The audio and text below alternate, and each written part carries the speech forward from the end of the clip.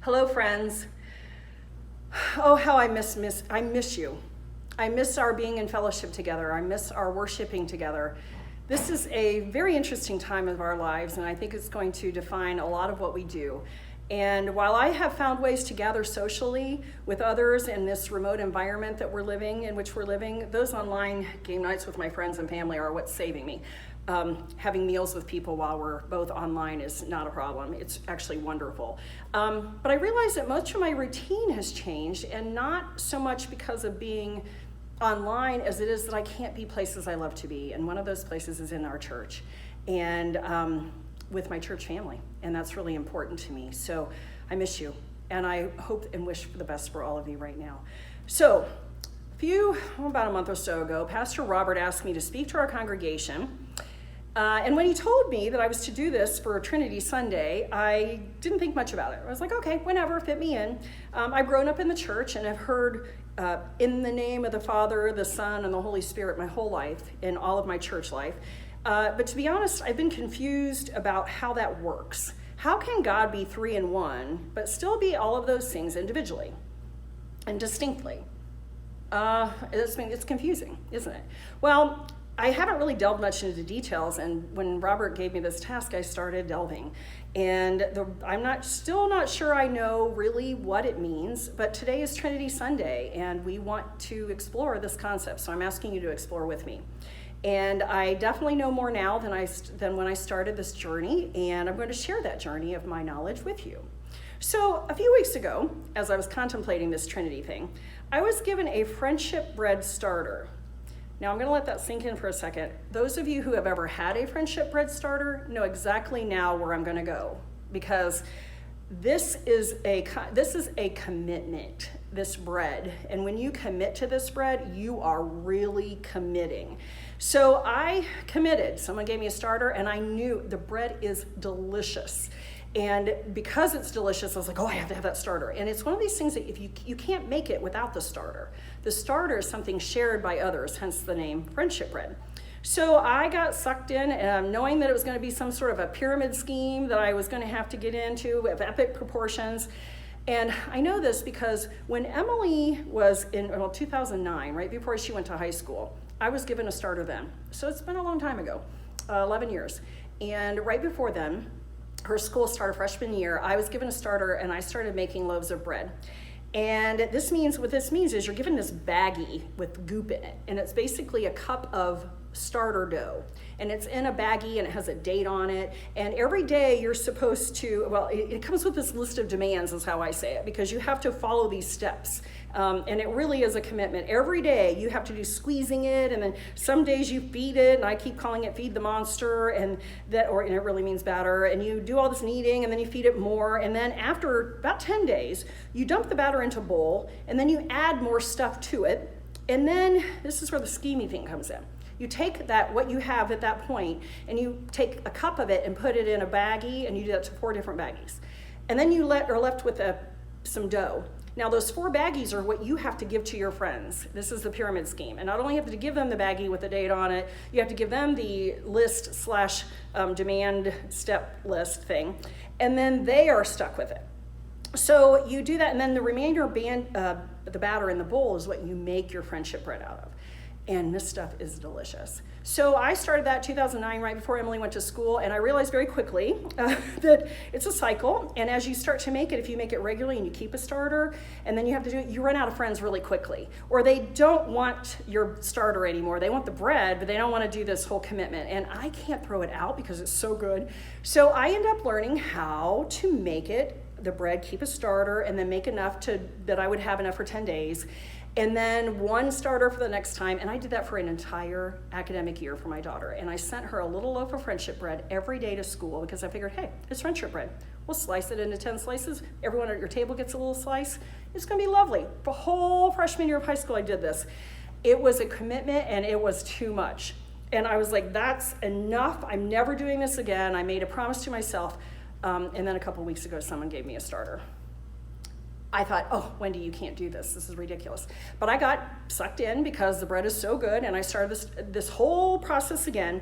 The bread is really delicious. So I got this bread, and I figured out, this time I figured out how I could end it without having a starter to give away.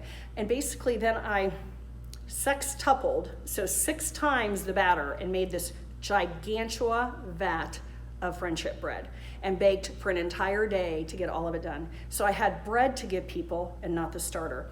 Now, you're probably wondering what this has to do with the Trinity. And so I'll tell you, because this whole day as I'm making this bread with this huge bowl of batter, and I was making loaves and muffins and mini loaves and anything you can imagine to get rid of it, I realized that I was thinking about this Trinity thing.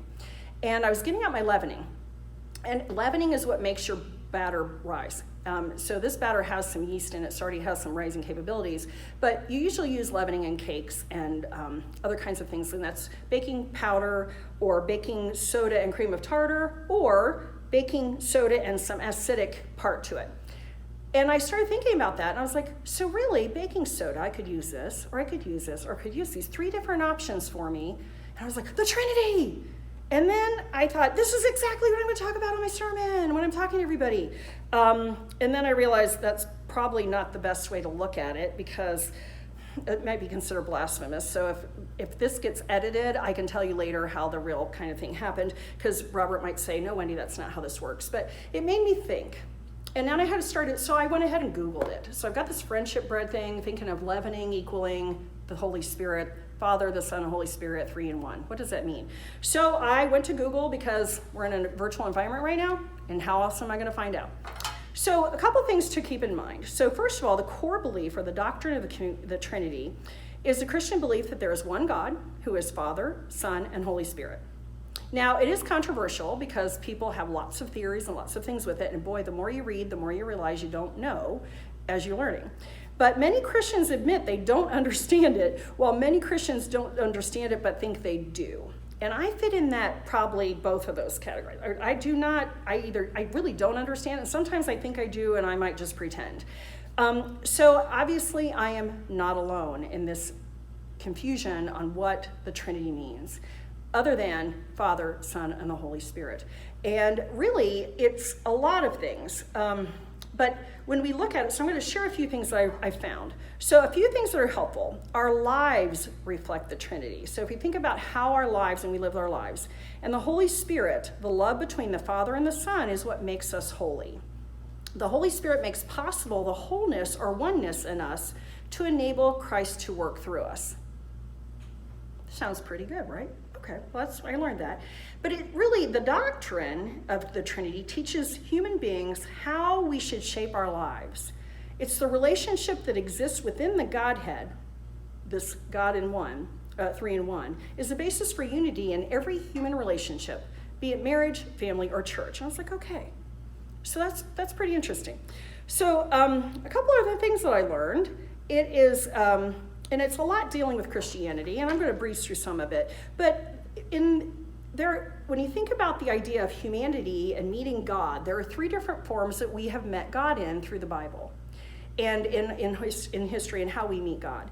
God the Father is revealed by the Old Testament to be the Creator, the Lord, and the Father and Judge. God the Son, who had lived on earth amongst human beings, and we hear obviously in the New Testament of that, and God the Holy Spirit, who filled them with new life and power. So that is how we interact with our Father, the God, the 3 in 1, the Trinity. The Bible has taught us that we are to worship only God, worship God the Father, worship God the Son, worship God the Holy Spirit, and that there is only one God. And when you think about that, that seems kind of confusing, doesn't it? How do you do simultaneously these 3 but yet 1, separate but together? And so logically, that is very difficult to think of, and this is where most of us probably get all hung up. So Christians don't try to understand the doctrine of the Trinity logically, or we shouldn't, because there isn't a logic or an arithmetic along with it, or some sort of a logic to that. But the good thing is that we need to know a couple of things. This is why the Trinity is important. First of all, God is not like us. When we hear God in 3 persons, it's not 3 persons like you and I. It's not man, woman, 3 separate entities. God is all powerful.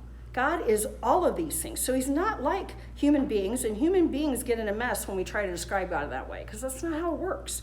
God's using when we use the same sort of language and understanding, when we do that for humans, it doesn't make sense. There's no logic to it. So we have to understand that since we don't have any of the logic, how do we describe this? And this is where I think people get hung up on assigning a gender to God, assigning a specific visualization to God. And those are really interesting because God is a being, a power, and it's very important to understand that. So that sketch is really, it's important. So it's kind of like, then why do we do this?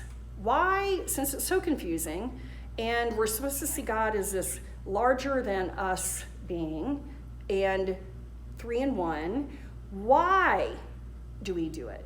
And this is what I found probably the most important for me to think about. So the doctrine of the Trinity brings humanity face to face with the mystery of God. It makes us really, it challenges us to do exactly what I've been doing this past month. And I hope I'm trying to explain that to you in a video, which is difficult. It helps humanity recognize the God when we meet God in the Bible, in history, and in our own lives. It gives us context, gives us connection. It helps humanity understand God's complexity, otherwise, and mystery. Like we need to know that God is not us, but God is all powerful. It helps humanity worship God in that same extent then. It steers humanity away from wrong ideas of God, meaning a hierarchical kind of a being, or God who can be logically understood, because that's not who God is. It is the foundation of most of our worship and our liturgy, and so we hear it all the time in our music and everything we give back in terms of the sayings we have in church. But the doctrine of the Trinity helps humanity understand its own nature as made in the image of God, and it gives us a connection in those things. And so when I think about that, human beings are made in the image of God, and God is a community of persons in a mutually loving relationship. So it's bigger than a person. It's a community, which is really cool. And it's, again, one of those things that's hard to understand unless we think of God as a bigger being. The essence of humanity is to be found in human relationships with others, with God, and God's creation. That really struck me about the relationships that we have. And for human beings to truly live in the image of God, these relationships must be mutual, generous, and just. It's not just our justice and how we are. These relationships must acknowledge and value differences as well as sameness. So difference as well as sameness. And that these relationships must accept as well as give. And isn't that empowering for us to think about our relationship? And that is one way that we can think about, or those are some ways we can think about, how the Trinity impacts our lives and how we interact with others. So really, it's all about how we shape our lives. So we have God the Father that we can relate to in one way. God the Son who came to earth, to us, to our world, to be someone we can relate to and emulate. And then we have God the Holy Spirit, which fills us with the love and the generosity that we can give to others. And the doctrine of the Trinity teaches us how to shape our lives in that way. And then it's kind of like that friendship bread. This idea that when I make this bread, I can give of it in a couple different ways. I can receive it by someone giving me that starter. I can share it by getting a starter to somebody else, or just giving them the bread.